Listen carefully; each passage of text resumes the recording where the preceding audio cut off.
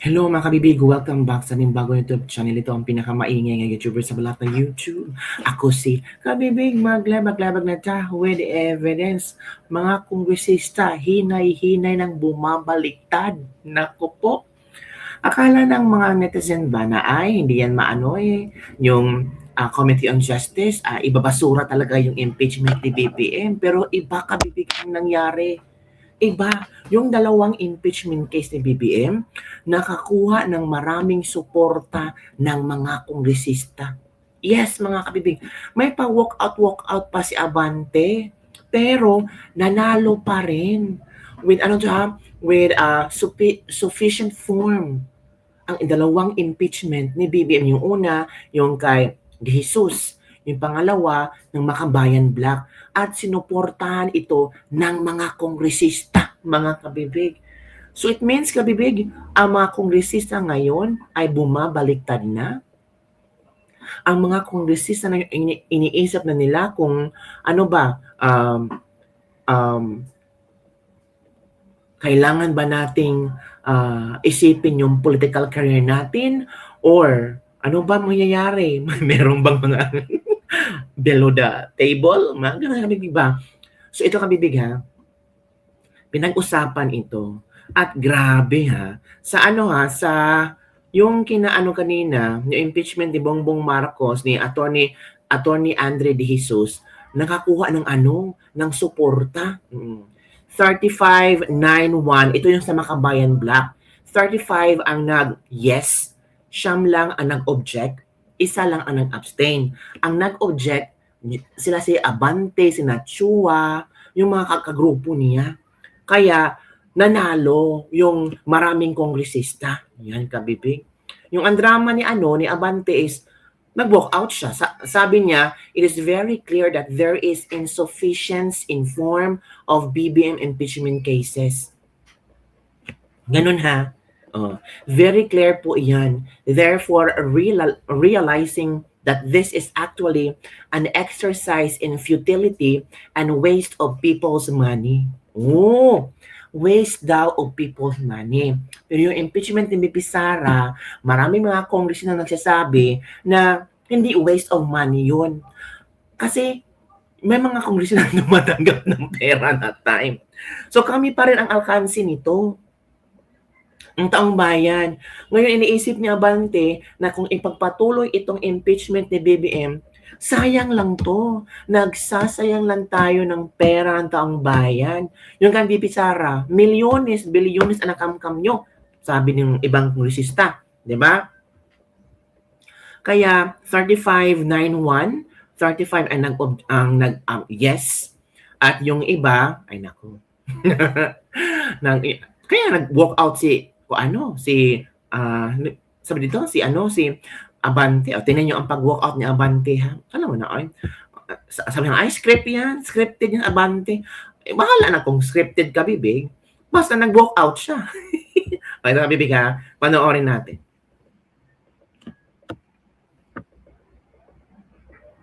Yun ang pagboto kanina, mga kabibig.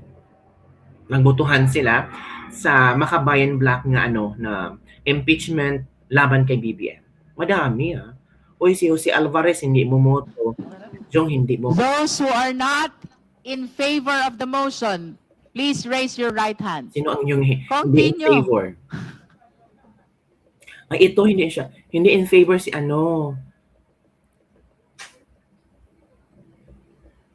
Ay, ito Tingnan mo ang hindi in favor, si Chua, sino ba to? Abante, si Kunghon, at sino ba to? Hindi ko kilala. Ito yung sino ba to?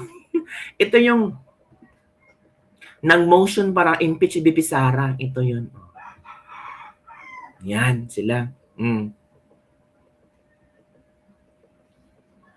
Those who abstain, please raise your right hand.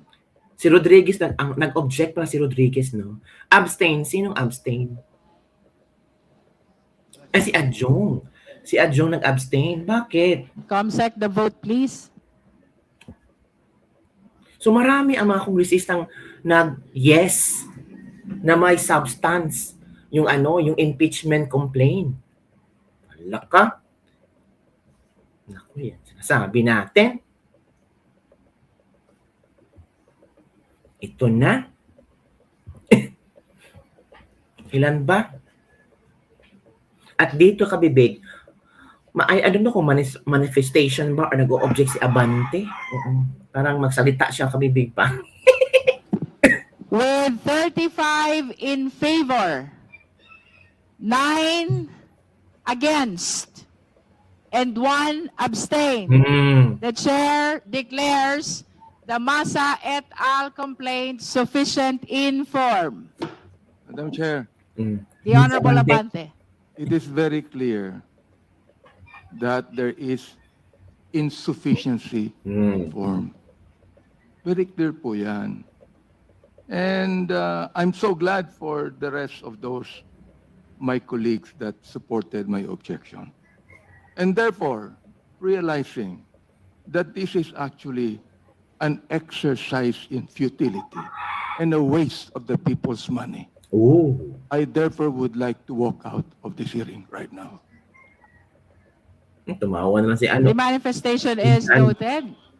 We have concluded the determination in form of both the Jesus complaint and Masa et al. Complaint.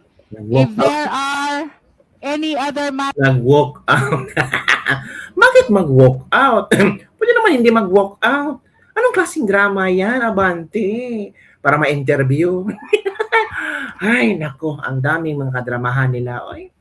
Ay, nako, ano daw, waste of people's tax money. Ay, ito pa ha. Ito pala yung ito yung explanation ni ito kabibig ha, share ko sa inyo. Ito yung explanation ni Pusong Pinoy Party List Representative Jet Misay na sufficient inform ang kanyang inihang impeachment complaint laban kay Pangulong Bongbong Marcos at dapat lumusod sa susunod na hakbang ng proceedings. Si Misay ay nag-endorso ng unang impeachment complaint laban kay Pangulong Bongbong Marcos na inhain ni Atty.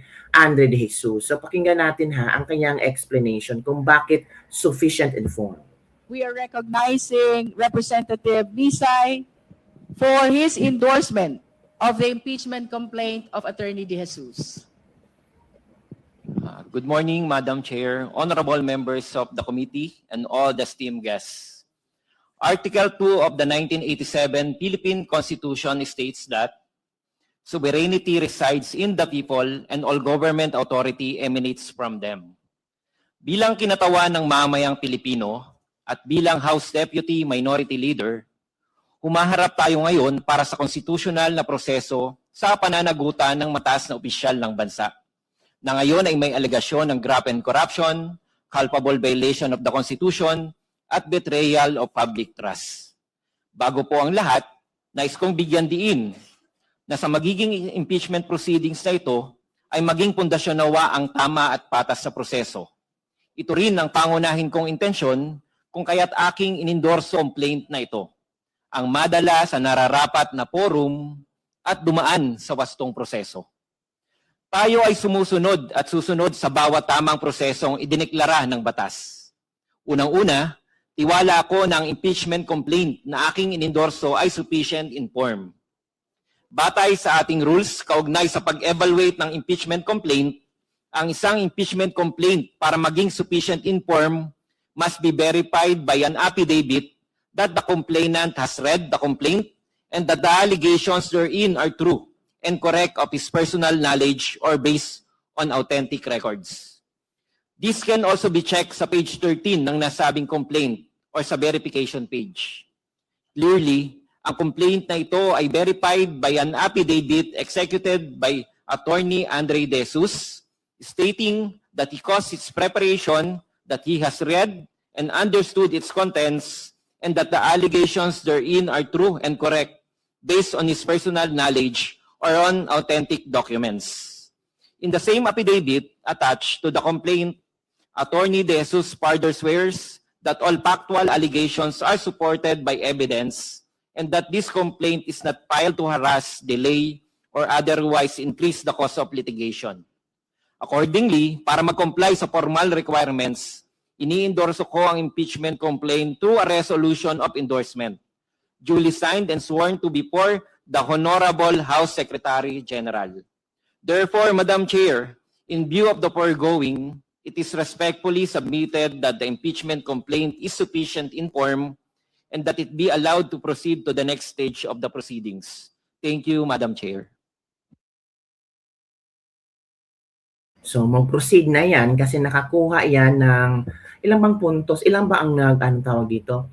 Ilan ba ang nag-agree sa unang impeachment ni BBM? Tingnan natin ha. Ito yung kabibig, oh. Yan. Yan ito.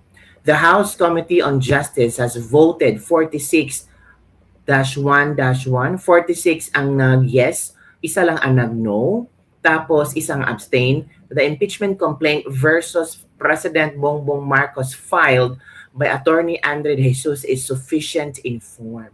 Yan. Sufficient in form. Sige, ready the trumpets of President Tito Sotto to make you all happy. Siguro po dapat malaman ng komunata kung anong ibig sabihin ng sufficient in form. Sa aking understanding po, ang minito ay dumaan at sumunod sa tamang proseso ng pag-file ng impeachment complaint ang complainant at ang nag-endorso and not necessarily mean na may weight or bearing na po ang said complaint. Kindly walk me through if my understanding is correct. Salamat po. So, nagtanong si Bernardo de Jesus. Sufficient in form means that a document, pleading, or legal document meets all the necessary technical, structural, and procedural requirements established by a law or regulation, regardless of whether its content is true or convincing. It signifies that the document is properly arranged, formatted, and contains all required and formal elements. Ayun pala. Sufficient form, in form meaning po, he is eligible for impeachment filed against him. Buti na lang may ganitong klaseng tao na nagpapaliwanag. Tama. Sufficient is legal term means to be considered valid. So bakit nang inarte si Abante? Sabi ng iba, nag-inarte yan kasi parang parang mas maraming makakalusot na mga dokumento na talagang totoo yung sa Makabayan Black compare sa una. Yung sa una, I think bumoto ba si Abante dyan or hindi? So yan, kabibig. So anong mangyari after this one, kabibig? So mangyayari dyan, mga kabibig, after na, kasi lahat ng complaint ni BBM is sufficient. So ang mangyayari dyan, naku po, ito na. Abangan ang susunod na kabanata kung saan papunta itong ni BBM. So ito mangyayari, kabibig, ha. Hindi tayo, share ko sa inyo ha kung ano ang mangyayari dyan. So after ng House Committee on Justice, mga kabibig, tuloy na yan sa House Plenary Vote. So, boboto na ang mga kongresista kung yung impeachment process or process, kabibig, is must affirm for Senate referral or kung may bigat ba or kung ano ang laman. Yun na, dyan na sila. 1/3 of all House members must affirm for Senate referral. Kung makuha na yung 1/3 na mag-yes, na yan? Impeachment trial in Senate. Senate has sole power to try and decide. 2/3 vote of all senators required to convict. Ayun mga, either guilty or not guilty. So, guilty, removal from office, permanent disqualification, and subject to further prosecution. So, yun ang mayari, kabibig. So, maghintay tayo sa mga processes. So, at kung ano ang update nito, later on kasi malapit na. Kasi si BP Sara, meron na dalawang impeachment. So, I don't know kung saan ito a-action na ng Kongreso. Baka maghihintay pa sila ng more impeachment cases laban kay VP Sara. Po. So, yun lang po ang kabibig ang ating Lebak-Lebak for today. Ano ang opinion nyo dito? Ay, puro na lang impeachment. Ang mga tao gutom na, walang trabaho. Ay, bagsak ang ekonomiya. Puro na lang tayo impeachment. Diba? Ano ba naman to? Ay, parang bakit? Ang impeachment para lang sa pansariling kapakanan ng mga ibang politiko. Di masabi ng isang Chief Justice Marvic Lionel na BP Sara, yung Vice Presidente ay hindi palamuti namang. Parang nasampal sila Tito Sotto, sila Chua, at yung iba na gustong ma-impeach BP Sara. Halata naman. Halata mga kabibig. So ano ang inyong reaction hinggil dito, mga kabibig? Don't forget to like, subscribe, and share this video. mai-impeach kaya si Bongbong Marcos? Or kailangan ng divine intervention? Wait, grabe naman na. Bye everyone. See you next time.